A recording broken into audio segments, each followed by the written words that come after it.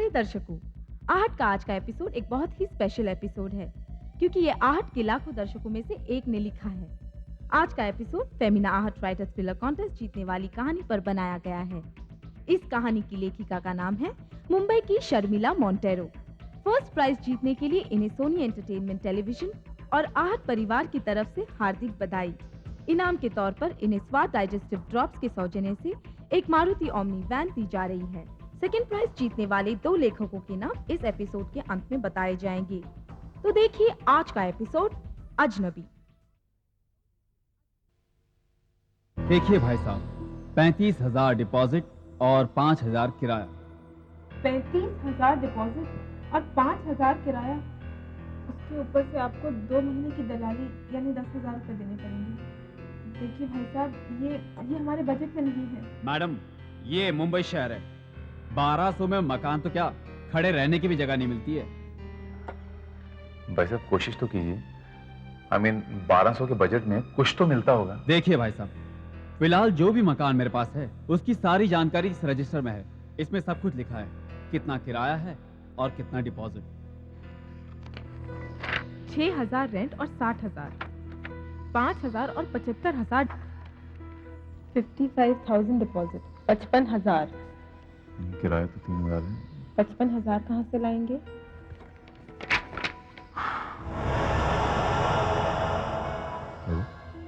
Negotiable. जो भी किराया मिले ठीक है। Anything is acceptable. और जगह भी कितनी खूबसूरत है भाई साहब। ये जगह, इसका क्या? ये जगह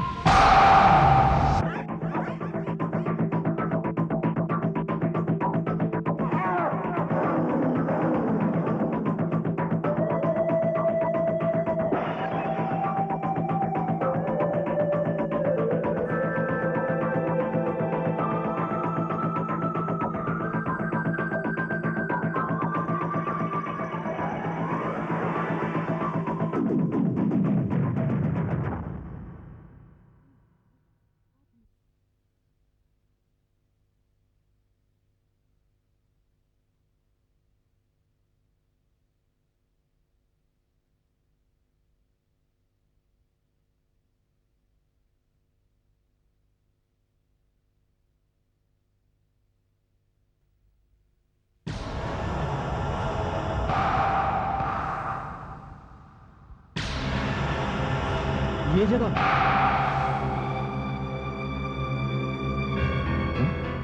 इसमें क्या खराबी? नहीं, लेकिन इस जगह को किसी ने आज तक पसंद नहीं किया। अभी हमें पसंद है। आप ये बताइए कि इसका किराया क्या होगा? आप 1200 तक तो दे सकते हैं ना? हाँ, लेकिन डिपॉजिट कितना देना होगा? डिपॉजिट कुछ भी नहीं, आप हमारी दलाली का सिर्फ 2400 रुपए दे दीजिएगा। मुझे मंजूर है। चलिए अभी चल के जगह दिखा दीजिए। जी, मैं तो नहीं जा सकूंगा। हाँ, ये चाबी लीजिए और जाकर खुद देख लीजिए। वैसे क्या है कि मैं भी आपके साथ चल सकता था, लेकिन मुझे एक पार्टी के साथ अर्जेंट मीटिंग में जाना है। भाई साहब, जगह तो ठीक ठाक है ना? कोई प्रॉब्लम तो नहीं है ना? प्रॉब्लम? नहीं, कुछ भी प्रॉब्लम नहीं है।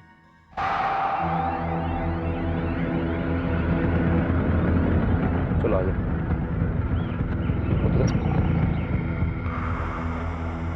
तरुण, जगह तो सचमुच बहुत प्यारी है। और यहाँ का व्यू तो देखो, कितना सुंदर है, कितना खूबसूरत। चलो आओ अंदर जाके देखते हैं पहले। आओ, पता नहीं क्यों अब तक खाली।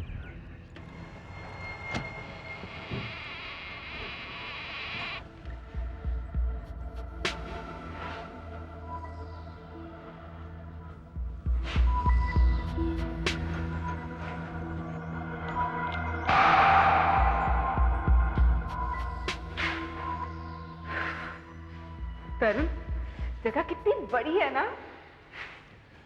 वो सब तो ठीक है नीता, लेकिन यहाँ आने से पहले काम बहुत कराना पड़ेगा। लेकिन जगह है कमाल की।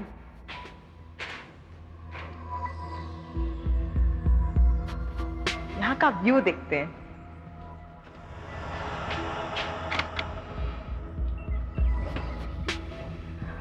व्यू कितना अच्छा है।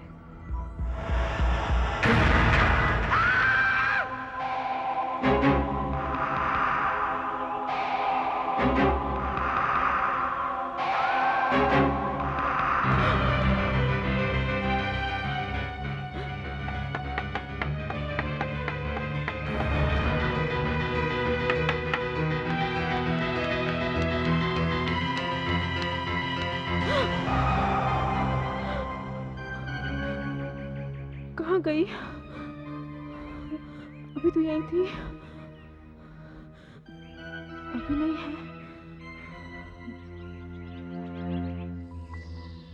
नीता,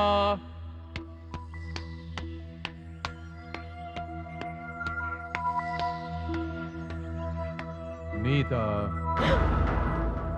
क्या हुआ? और तुम यहाँ पर क्या कर रही हो? तरुण, तरुण, मैंने इस बेंच पर एक लड़की को बैठे देखा था। लड़की? मगर वो पता नहीं कहाँ चली गई। हाँ तरुण, उसने सफेद साड़ी पहनी हुई थी और उसके बाल खुले हुए थे और वो बड़ी अजीब तरह से मेरी तरफ घूर रही थी। तो नीता, यहाँ तो कोई नहीं है। नहीं तरुण, थी। इसी बेंच पर बैठे देखा था मैंने उसे। तुम्हारी आंखों को धोखा हुआ नीता। नहीं चलो अंदर तरुण, चलते, चलो। नहीं, मुझे धोखा नहीं हुआ। मुझे पूरा यकीन है। वापस जाकर उस एजेंट से पूछूंगी। क्या? नीली आंखों वाली लड़की पेड़ के नीचे? आप उसे जानते हैं? जहां तक मुझे पता है वहां तो कोई नहीं रहता। देखा, मैंने कहा था ना तुम्हारा वहम है। हम आज से उस घर में रहने के लिए चले जाएंगे। चलिए आइए, एग्रीमेंट साइन करते हैं।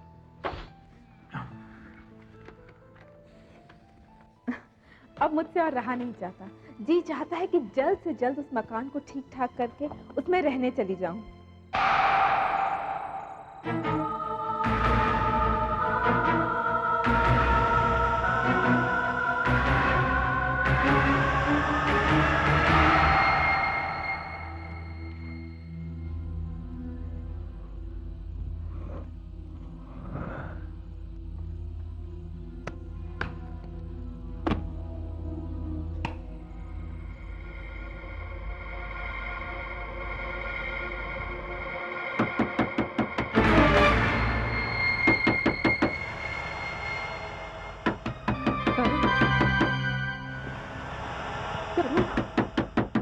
तरुण उठो, तरुण,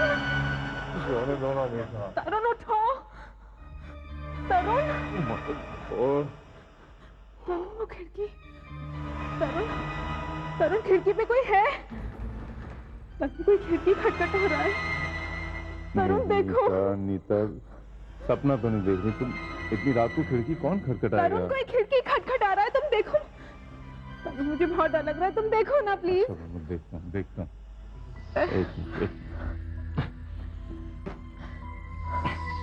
तुम भी है ना नीता?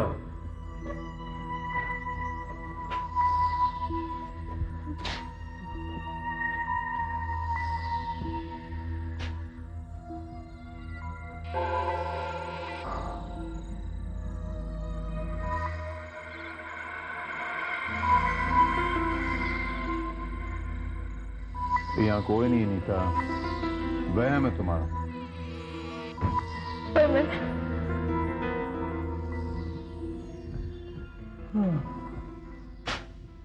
खुश? चलो चलो।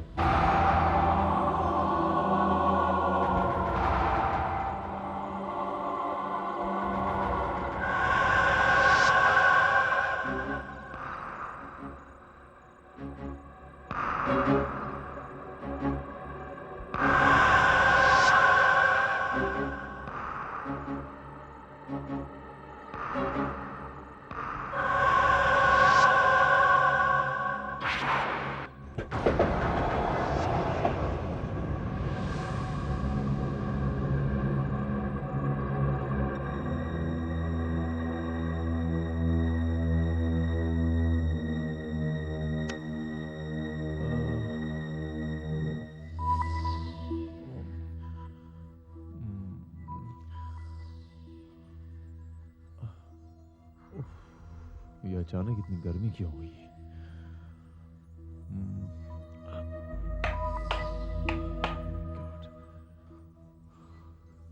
बिजली चली गई है। खिड़की खोल देता हूँ।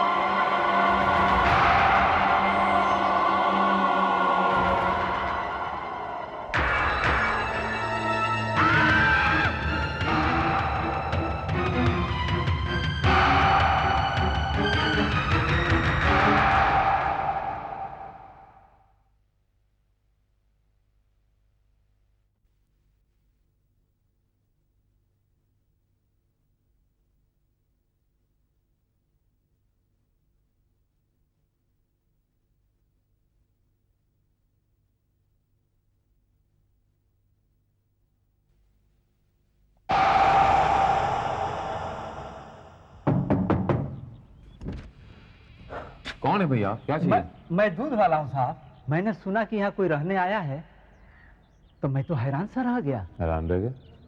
क्यों? मैंने सोचा कि मुझसे पहले कोई दूसरा जाए, मैं ही चलकर पूछ लूं कि रोजाना दूध चाहिए कि नहीं साहब। वैसे तो डर के मारे यहाँ कोई आएगा नहीं साहब। डर के मारे? क्यों भाई?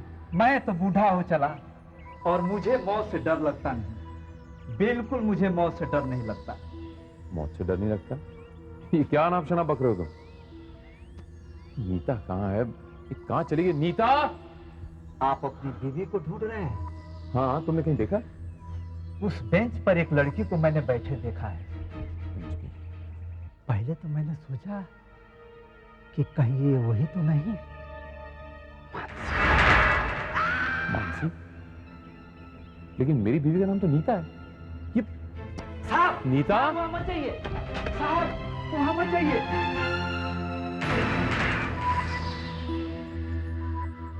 नीता,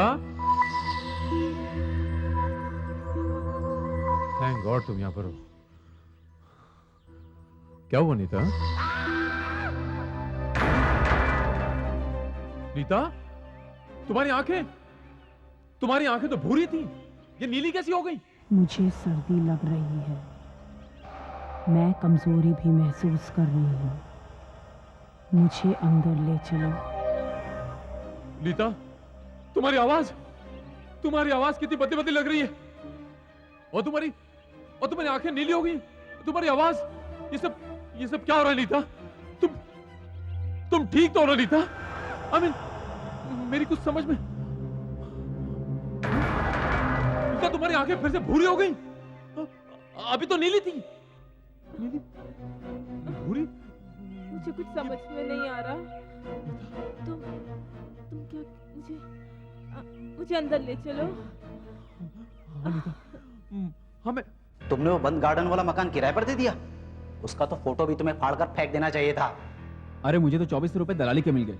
2400 रुपए के लिए तुमने उन दोनों की जान खतरे में डाल दी। सर मैं क्या करता, उन्होंने खुद ही जाकर पसंद किया। वो तो अनजान थे, लेकिन तुम तो उस मकान के बारे में सब कुछ जानते थे। अगर उन दोनों को कुछ हो गया ना, तो उनकी मौत के जिम्मेदार तुम होगे। नीता?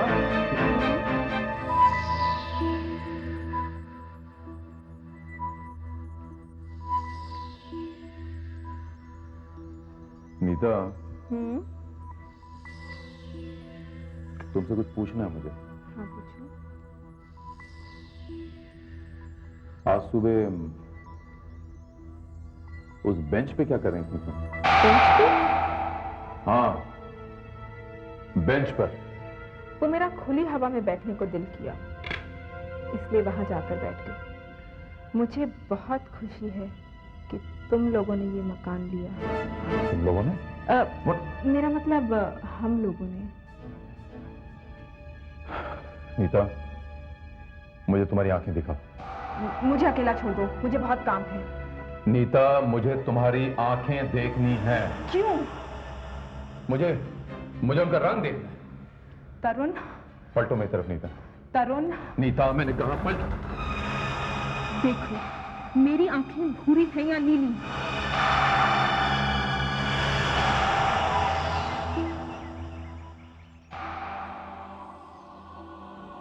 यहाँ पर जरूर कुछ गड़बड़ है, और मेरा दिल कहता है कि इस बेंच का और इस पेड़ का उससे ताल्लुक है। लेकिन क्या? अचानक उसकी आंखें नीली क्यों हुई? और दूध वाले ने ऐसा क्यों समझा कि पेड़ के नीचे बेंच पर जो लड़की बैठी है वो मानसी? पहले दिन नीता ने भी किसी को देखा था इस बेंच पर। पता नहीं क्या चक्कर है। मेरे ख्याल है बाजार जाकर पता लगा था।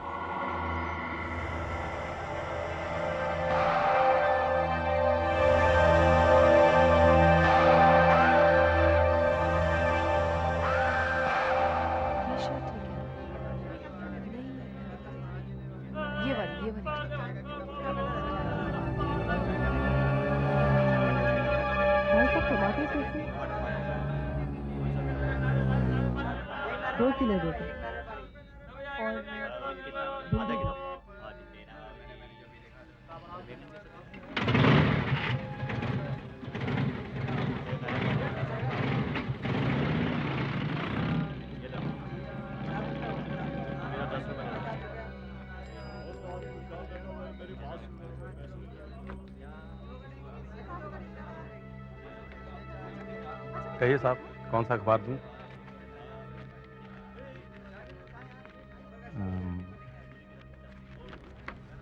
वैसे वो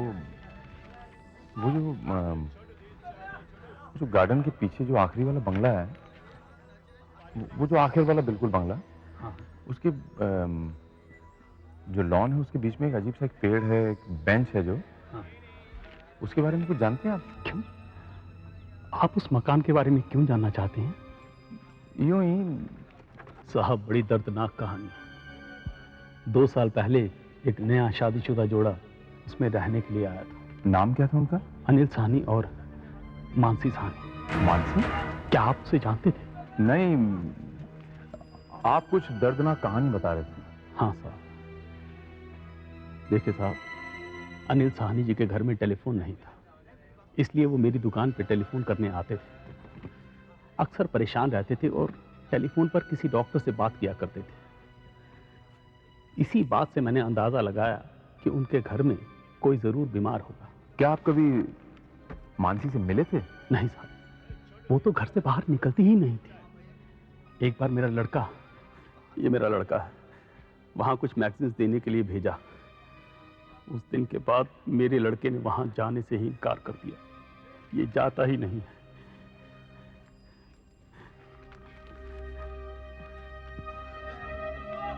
ना उस दिन वहां पर क्या हुआ था? उस दिन वो साहब, उस दिन हाँ बताओ, घबराओ मत। उस दिन वहां पर क्या हुआ था? उस दिन वो वहां पे साहब, हम बताओ। साहब उस दिन वहां पे, उस दिन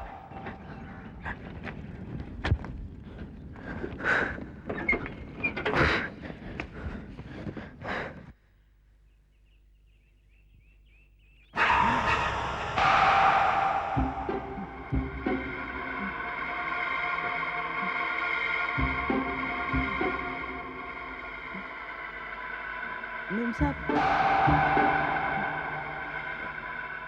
क्या हुआ मेम साहब? मेम साहब, मेम साहब,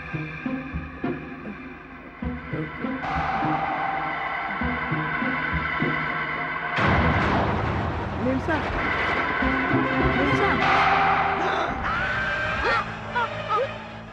मारो मत मुझे, छोड़ दो, मारो मत मुझे, बचाओ, फिर मदद करोगे? छोड़ दो मुझे, फिर मदद करोगे? फिर मदद करना प्लीज। मदद करो, छोड़ दो, मदद करो ना, छोड़ दो मुझे, बचाओ, मदद करो ना, नहीं, छोड़ दो, मासी छोड़ दो, उसके लग जाएगी, छोड़ दो, छोड़ दो मासी, मासी क्या हो गया तुम्हें? मासी कंट्रोल कर, मासी प्लीज, मासी प्लीज। सब पागल जैसी थी साहब।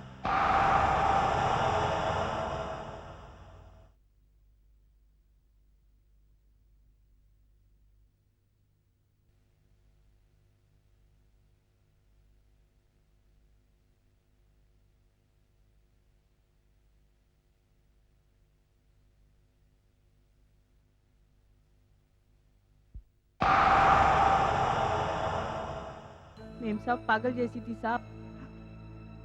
अगर उस दिन उनके पति ना आ जाते तो भगवान जाने और मेरा क्या हाल करती साहब।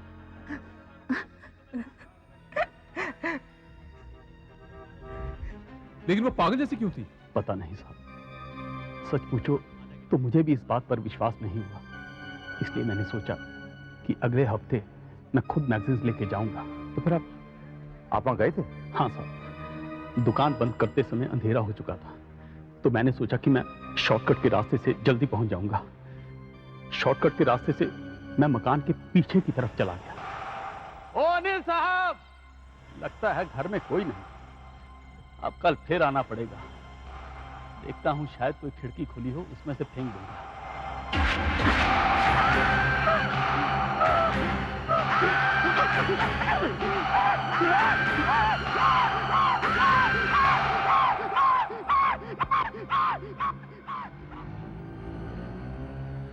मैंने उसका मुर्दा शरीर अपनी आंखों से देखा था। वो एक पेड़ से लटका था। उसने अपने आप को मार दिया था साहब। लेकिन उसकी वजह क्या थी? उसके पिताजी की मौत हुई थी 1 महीना पहले। लगता है वो सदमा उसके दिमाग तक काफी गहरा पहुंचा होगा। शायद उसी सदमे की वजह से। भाई साहब जरा मैगजीन दिखाना। माफ कीजिएगा, क्या चाहिए आपको? इतना ही नहीं साहब, मेरे पिताजी ने आपको पूरी कहानी नहीं सुनाई। मुन्ना तुम इधर आओ। हाँ बताओ मुन्ना। इस हादसे के बाद वहाँ कोई रहने को तैयार नहीं हुआ। जो रहने आए भी वो दूसरे दिन ही डर के मारे वहां से भाग गए। लेकिन ऐसा है क्या मुन्ना? वहाँ पर आत्मा है साहब, प्रेत आत्मा। बंगले की घटनाओं को याद करते ही बच्चा घबरा जाता है। बच्चा उस बंगले में फिर से गया था। वहाँ उसने ऐसा कुछ देखा जिससे वो ये कहने को मजबूर हो गया कि बंगले में एक आत्मा है। घर की मालकिन मानसी ने आत्महत्या क्यों की? अनिल साहनी की इसमें क्या भूमिका थी? नीता की आंखें बार बार नीली और भूरी क्यों हो रही हैं? क्या मानसी की आत्मा नीता के शरीर में रह रही है? अगर हाँ, तो वो कैसे बाहर निकलेगी? इन सब घटनाओं में तरुण क्या भूमिका निभाएगा? ये सब जानने के लिए देखिए आहट का अगला एपिसोड अजनबी। अब हम फेमिना आहट राइटर थ्रिलर कॉन्टेस्ट में सेकंड प्राइज जीतने वालों के नाम बताते हैं। ये है हुगली वेस्ट बंगाल की अनुसुआ चैटर्जी और अमृतसर के रजनीश धवन। इन दोनों को एक एक कलर टेलीविजन मुबारक हो। ये टेलीविजन इन्हें स्वाद डाइजेस्टिव ड्रॉप्स के सौजन्य से दिए जा रहे हैं। सोनी एंटरटेनमेंट टेलीविजन और आहट परिवार की तरफ से आप दोनों को बहुत बहुत बधाई। हमारे जितने भी दर्शकों ने इस प्रतियोगिता में भाग लिया था उन सभी को सोनी एंटरटेनमेंट टेलीविजन की तरफ से एक बहुत ही स्पेशल सर्टिफिकेट भेजा जा रहा है। आप सभी का बहुत बहुत धन्यवाद। अपना प्यार इसी तरह बरकरार रखें, वही हमारी प्रेरणा है।